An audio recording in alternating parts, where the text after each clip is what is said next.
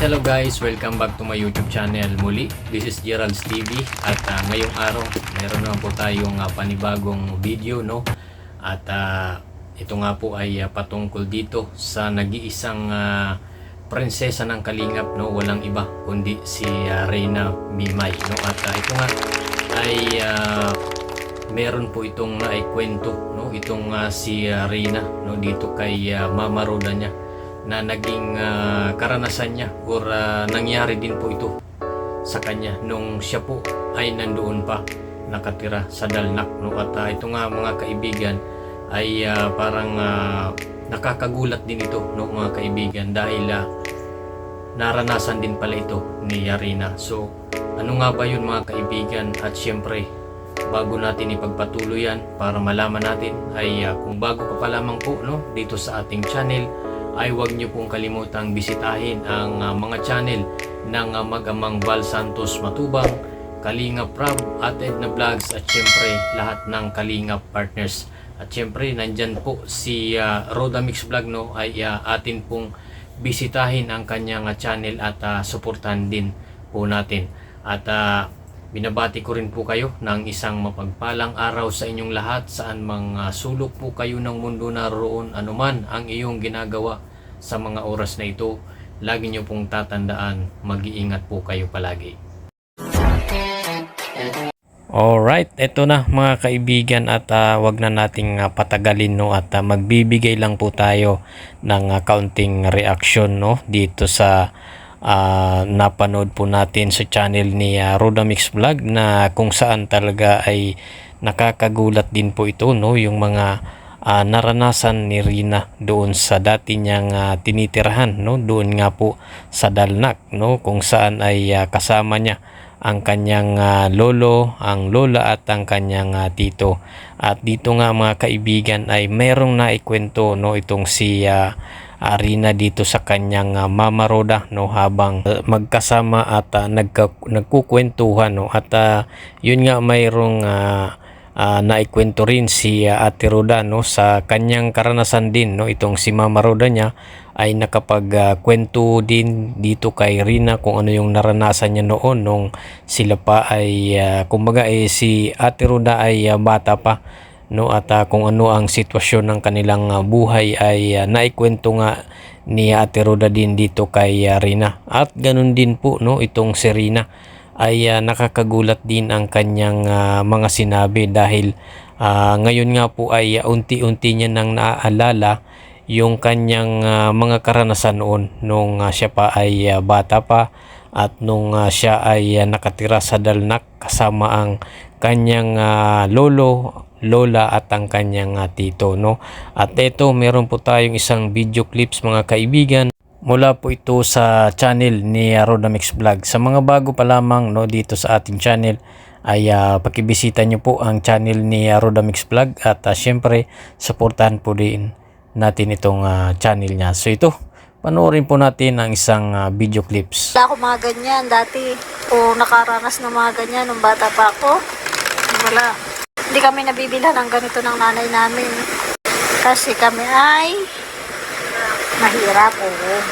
Alright, so yun nga mga kaibigan, no, at dito sa napanood nating video ay ikinukwento ni Ate Roda dito kay Reyna kung ano rin ang kanyang naranasan noong siya pa ay nag-aaral, nung siya pa ay bata, na ayon nga kay Ate Roda ay hindi siya nagkaroon ng kagamitan na katulad ng ginagamit nga ni Reyna na pang color, no, dahil nga din sa hirap din ng kanilang buhay. So katulad din natin, no, si Ate Roda, na tayo po ay nakaranas din ng kahirapan din talaga sa buhay, na ultimong lapis, no, mga kaibigan, ay or Crayola ay nangihiram pa tayo sa ating katabi or classmate, no, dahil nga po syempre yung ating mga magulang nun ay talagang mahirap din ang buhay, no. Kaya ito naikwento rin talaga ni Ate Roda, at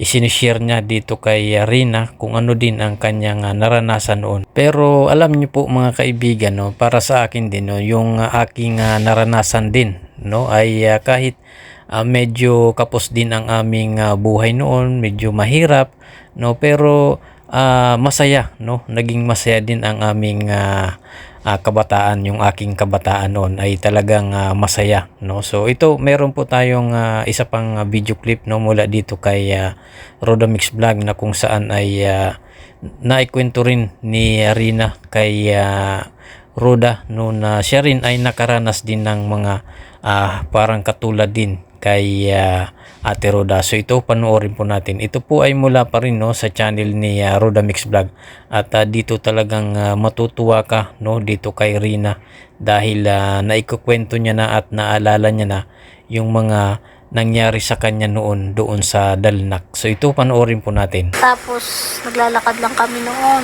Pag napasok, ikaw ngayon, inihahatid ko pa. Hindi naman ako mahilig dito gumawa. Wala na nga ako dito. Wala na lang ganito. Dati, Dati. ngayon lang. Di mag-thank you ka kay Lord. Nakaranas ka mabilhan ng ganyan. Oo. Dati dun sa Dalnak, wala kang ganyan. Wala. So ayun nga mga kaibigan, at kung mapapansin nyo, no, sa videong ating napanood, ay talagang magaling na si Rina, no, magaling na siyang sumagot, at talagang klaradong naalala niya, or may naaalala niya na kung ano yung kanyang mga naranasan nung siya ay nandoon po sa Dalnak. At ito nga isa sa mga naalala niya, no, na dati ay wala siyang mga ganitong bagay na kanyang natatanggap ngayon, at talagang nagpapasalamat siya, no, dahil marami po ang nagmamahal sa kanya at nagpapaabot ng pagmamahal, kaya nagkakaroon siya ng mga ganitong mga kagamitan. At ito, patuloy po natin yung isang video clips pa, no, at dito na nga naikwento niya rin pa, no, kung ano pa ang kanyang mga naranasan nung siya ay nasa Dalnak. Ako nga noon, ang baon ko lang noon pag napasok ako, tuyo. Sarap naman ang tuyo eh. Masarap nga. Ikaw, dati. Dati kaya lang ako. Sa bahay. Nauwi ka. Hindi lang ako sa bahay. Dati na yung school niyo ay. Naranasan mo din pumasok na hindi kumakain. Hindi. Nakain ka sa umaga. Oo. Naranasan mo din na walang ulam. Oo. Pareho tayo. So ayan nga po mga kaibigan, at nako, napakadaldal na po ng ating Princess Rina, at nakakatuwa dahil ang dami niya na pong naaalala, no, sa kanyang sarili, sa mga nangyari, no, sa kanyang buhay noon. At yun nga ay naikwento niya kung ano yung kanyang buhay-buhay noon, na kumakain nga din siya ng tuyo katulad ng kanyang Mama Roda, no, at naranasan niya din talaga na, at naalala niya na talagang kumbaga hirap din ang kanilang kalagayan noon, yung kanilang buhay, dahil ayon nga sa kanya, no, sa kanyang kwento ay minsan lang siya nagkaroon ng ganitong mga bagay, yung katulad nitong gamit sa school na itong Crayola ay ngayon niya lang din ito naranasan, at nagkaroon ng mga ganitong bagay ito simula nung siya ay natutulungan ng Kalingap, at syempre natutulungan ng mga sponsor.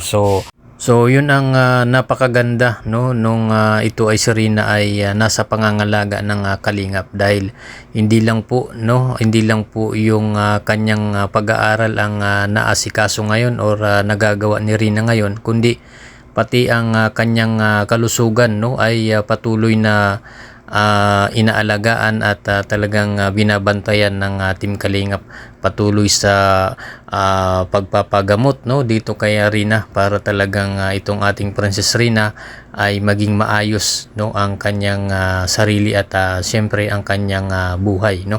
So yun, nakakatuwa at marami na pong naaalala, at talagang madaldal na po itong ating Princess Rina, at naikikwento niya na kung ano yung mga naranasan niya or karanasan niya noong siya po ay nasa Dalnak pa. So yun po ang good news dito, dahil talagang ramdam natin, no, na unti-unti pong magaling or gumagaling itong si Rina.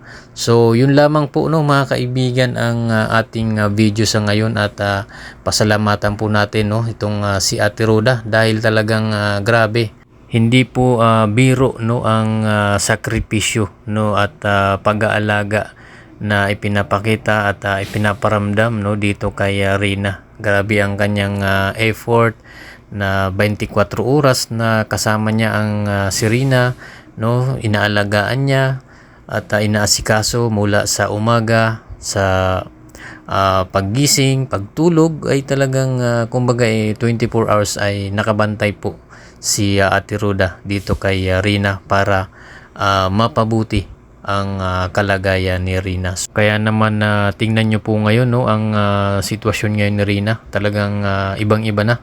Ang laki na po ng improvement at pagbabago ni Rina sa kanyang sarili.